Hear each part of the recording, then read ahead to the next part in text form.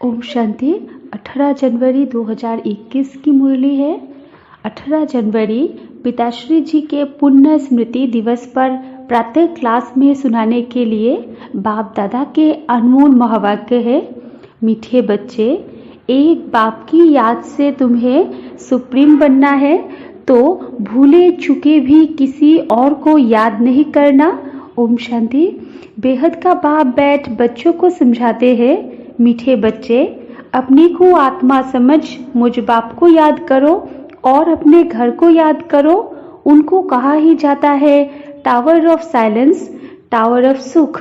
Tower बहुत ऊंचा होता है, तुम वहां जाने के लिए पुरुषार्थ कर रहे हो। उच्चते उच्च टावर ऑफ साइलेंस में तुम कैसे जा सकते हो? यह भी टावर में रहने वाला बाप बैठ सिखलाते हैं। बच्चे, अपने को आत्मा समझो। हम आत्मा शांति धाम की निवासी है, वो है बाप का घर। यह चलते फिरते टेव माना आदत डालनी है।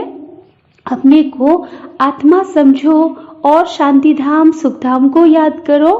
बाप जानते हैं इसमें ही मेहनत है। जो आत्म अभिमानी होकर रहते हैं उनको कहा जाता है महावीर।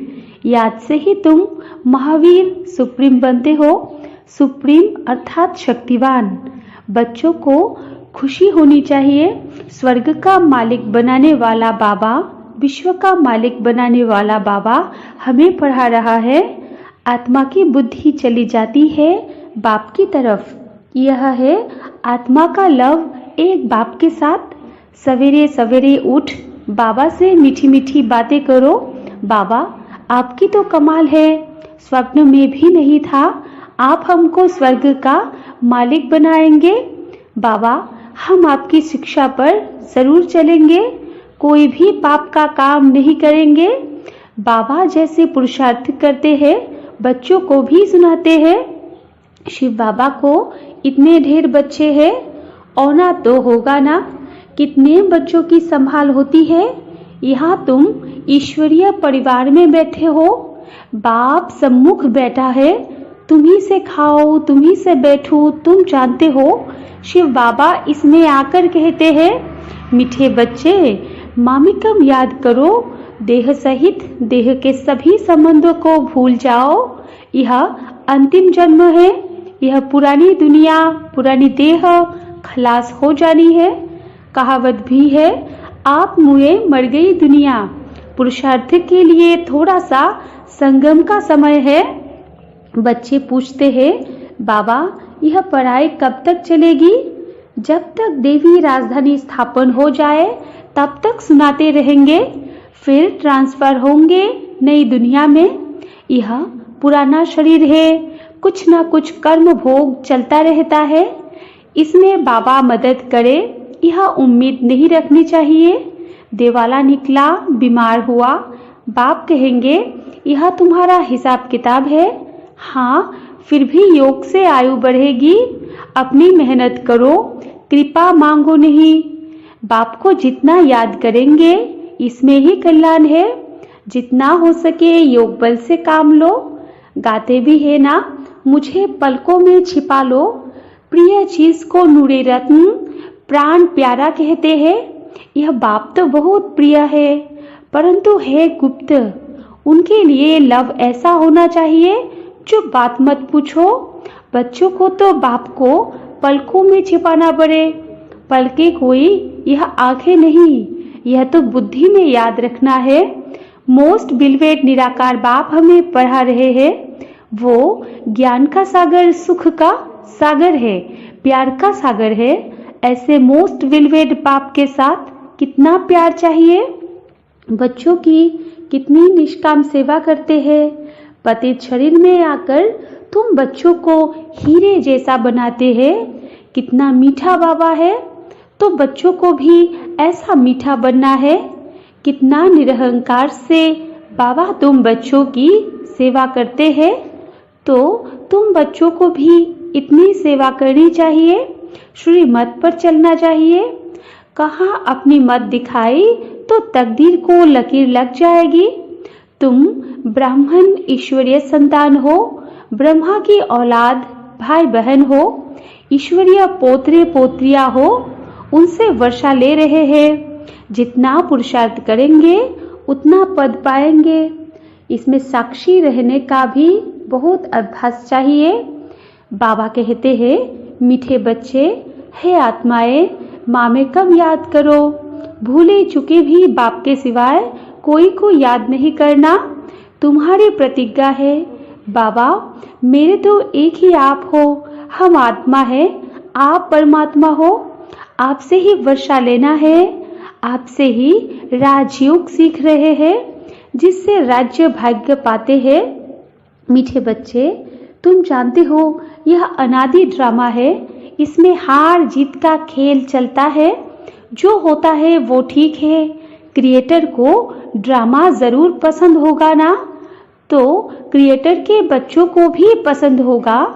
इस ड्रामा में बाप एक ही बार बच्चों के पास बच्चों की दिल व जान, सिख व प्रेम से सेवा करने आते हैं।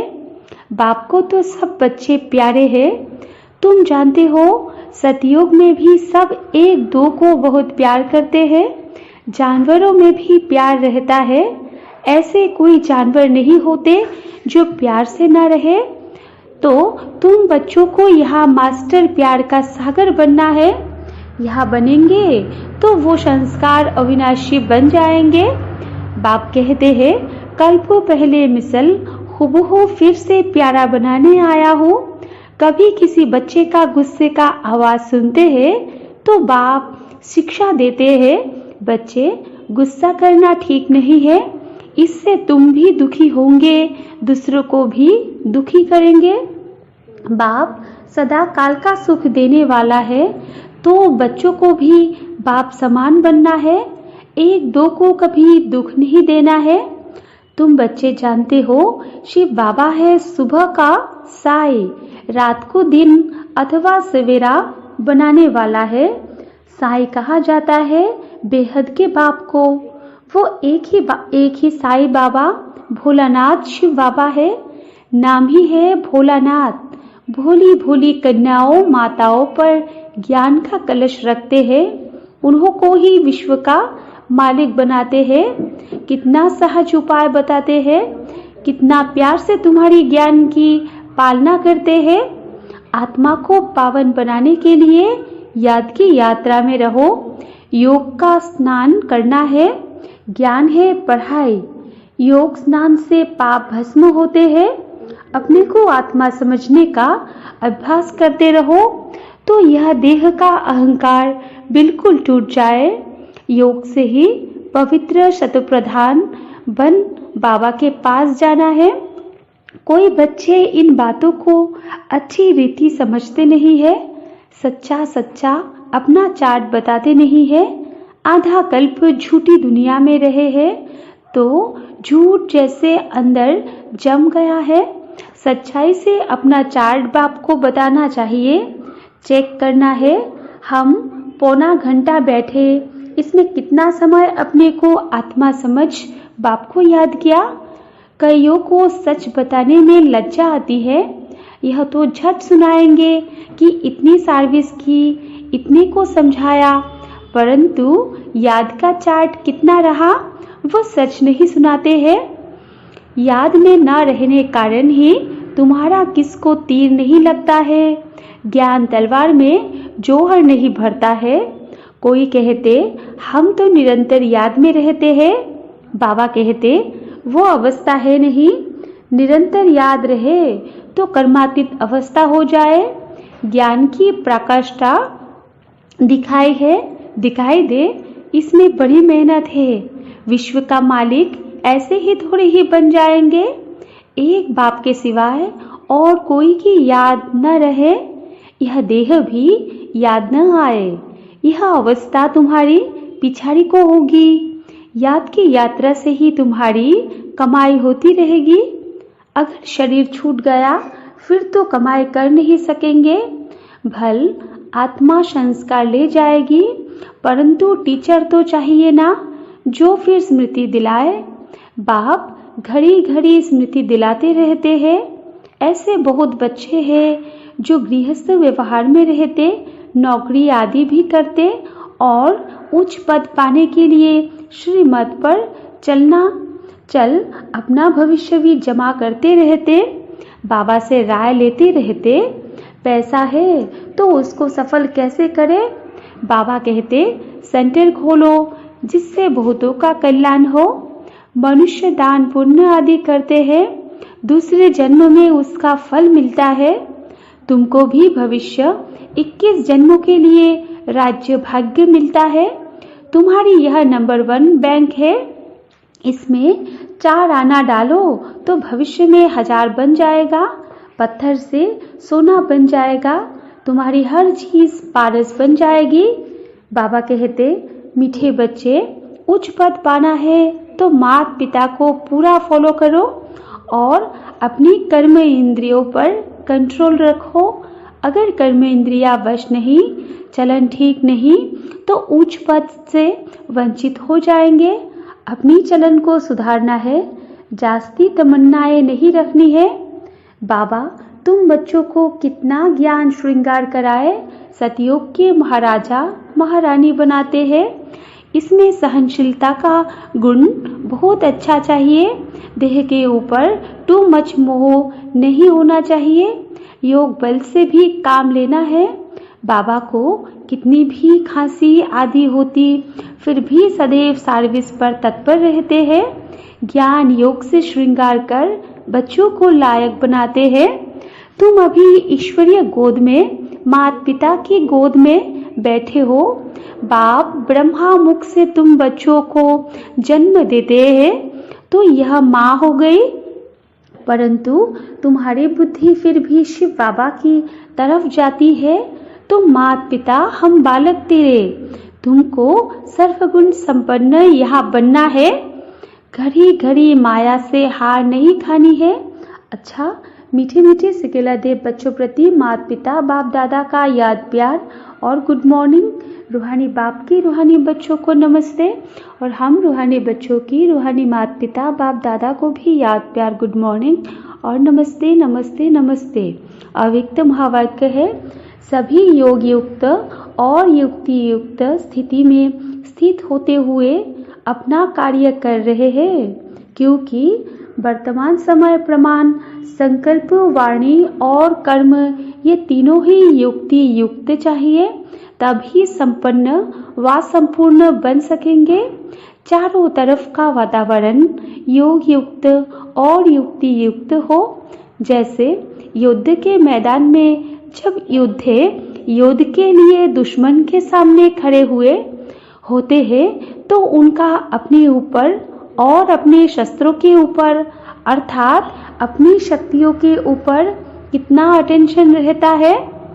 अभी तो समय समीप आता जा रहा है, यह मानो युद्ध के मैदान में सामने आने का समय है। ऐसे समय में चारों ओर सर्व शक्तियों का स्वयं में अटेंशन चाहिए। अगर जरा भी अटेंशन कम होगा तो जैसे जैसे समय प्रमाण चारों ओर टेंशन बढ़ता जाता है, ऐसे ही चारों ओर टेंशन के वातावरण का प्रभाव युद्ध में उपस्थित हुए रूहानी पांडव सेना पर भी पड़ सकता है। दिन प्रतिदिन जैसे संपूर्णता का समय नजदीक आता जाएगा तो दुनिया में टेंशन और भी बढ़ेगा, कम नहीं होगा। खींचातान के जीवन का चारों ओर अनुभव होगा, जैसे कि चारों ओर से खींचा हुआ होता है। एक तरफ से प्रकृति की छोटी छोटी आपदाओं के नुकसान का टेंशन, दूसरी तरफ इस दुनिया की गवर्नमेंट के कड़े लॉज का टेंशन, तीसरी तरफ व्यवहार की कमी का टेंशन और चौथी तरफ जो लौकिक संबंधी आदि से स्नेह और फ्रीडम होने के कारण खुशी की भावना अल्पकाल के लिए रहती है, वो भी समाप्त होकर भय की अनुभूति के टेंशन में चारों ओर का टेंशन लोगों में बढ़ना है। चारों ओर के टेंशन में आत्माएं तड़फेगी, जहाँ जाएगी वहाँ टेंशन। जैसे शरीर में भी कोई नस खींच जाती है तो कितनी परेशानी होती है, दिमाग खींचा हुआ रहता है। ऐसे ही यह वातावरण बढ़ता जाएगा। जैसे कि कोई ठिकाना नजर नहीं आएगा कि क्या करे। अगर हाँ करे तो भी खिंचावट, ना करे तो भी खिंचावट, कमावे तो भी मुश्किल, न कमावे तो भी मुश्किल, इकट्ठा करे तो भी मुश्किल, न करे तो भी मुश्किल। ऐसा वातावरण बनता जाएगा। ऐसे टाइम पर चारों ओर के टेंशन का प्रभाव रूहानी पांडव सेना पर ना हो, स्वयं को टेंशन में आने की समस्याएं न भी हो, लेकिन वातावरण का प्रभाव कमजोर आत्मा पर सहज ही हो जाता है। भय का सोच कि क्या होगा, कैसे होगा, इन बातों का प्रभाव न हो, उसके लिए कोई ना कोई बीच बीच में ईश्वरीय याद की यात्रा का विशेष प्रोग्राम मधुबन द्वारा ऑफिशियल जाते रहना चाहिए, जिससे कि आत्माओं का किला मजबूत रहेगा। आजकल सर्विस भी बहुत बढ़ेगी, लेकिन बढ़ने के साथ साथ युक्ति युक्त भी बहुत चाहिए। आजकल संबंध और संपर्क में रहने वाले ज़्यादा आएंगे, स्वरूप बनने वाले कम आएंगे, सब एक जैसे नहीं निकलेंगे। दिन प्रतिदिन क्वालिटी भी कमजोर आत्माओं अर्थात प्रजा की संख्या ज़्यादा आएगी। उन्हें एक बात अच्छी लगेगी, दो नहीं लगेगी, सब बातों में निश्चय नहीं होगा, तो संपर्क वालों को भी उन्हों को जो चाहिए उसी प्रमाण उन्हों को संपर्क में रखते रहना है। समय जैसे नाजुक आता जाएगा, वैसे समस्या प्रमाण भी उनके लिए रेगुलर स्टूडेंट बनना मुश्किल होगा, लेकिन संपर्क में ढेर के ढेर आएंगे, क्योंकि लास्ट समय है ना। तो लास्ट पॉज कैसा होता है?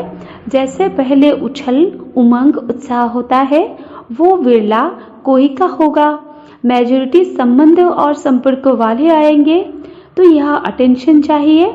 ऐसे नहीं कि संपर्क वाली आत्माओं को ना परखते हुए संपर्क से भी उन्हें वंचित कर दो। खाली हाथ कोई भी न जाए। नियमों पर भल नहीं चल पाते हैं, लेकिन वो स्नेह में रहना चाहते हैं, तो ऐसी आत्माओं का भी अटेंशन जरूर रखना है। समझ लेना चाहिए कि यह ग्रुप इसी प्रमाण तीसरी स्टेज वाला है, तो उन्हों को भी उसी प्रमाण हैंडलिंग मिलनी चाहिए। अच्छा, ओम शांति वरदान है। स्नेह के पीछे सर्व कमजोरियों को कुर्बान करने वाले समर्थी स्वरूप भव। विस्तार है। स्नेह की निशानी है कुर्बानी। स्नेह के पीछे कुर्बान करने में कोई मुश्किल व असंभव बात भी संभव और सहज अनुभव होती है। तो समर्थी स्वरूप के वरदान द्वारा सर्व कमजोरियों को मजबूरी से नहीं, दिल से कुर्बान करो, क्योंकि सत्य बाप के पास सत्य ही स्वीकार होता है। तो सिर्फ बाप के स्नेह के गीत नहीं गाओ, लेकिन स्वयं बाप समान अव्यक्त स्थिति स्वरूप बनो, जो सब आपके गीत गाए। और स्लोगन है, संकल्प व स्वप्न में भी एक दिलाराम की याद रहे, तब कहेंगे सच्चे तपस्वी।